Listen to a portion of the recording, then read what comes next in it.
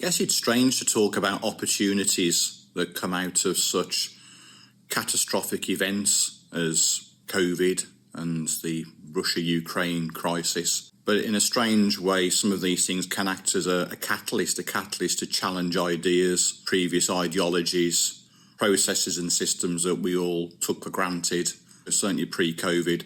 And as such, opportunities do exist for UK manufacturing, but for those opportunities to be embraced, we've got to start thinking differently. It's going to require firms like Tony's who are strategic, who are creative, who are value-adding to identify those opportunities and exploit them. We sat here in 2022 with supply chains, certainly around microelectronics, that are still very much broken, and no real expectation to see huge improvements, certainly in the next 12 months. It's affecting so many industry sectors, including our own, obviously, in control and automation, but right across to automotive and high technology sectors. The global supply chain isn't functioning as it normally does, and that's impacting us all around the world and here in the UK.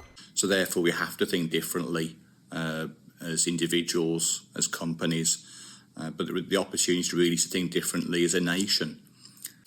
I certainly believe that in the UK we can take a strategic view of investments in microelectronics and create a manufacturing sector around it, reduce the reliance on Asia, particularly Taiwan. We've seen America's approach to some significant investment, billions and billions of US dollars. The bill calls for authorizing nearly $90 billion for research and development, manufacturing and supply chain. So it's long-term sustainability going into the microelectronic sectors that will not only create wealth and opportunity directly, but also in the supply chains, and no doubt attract the OEMs into those sectors as well.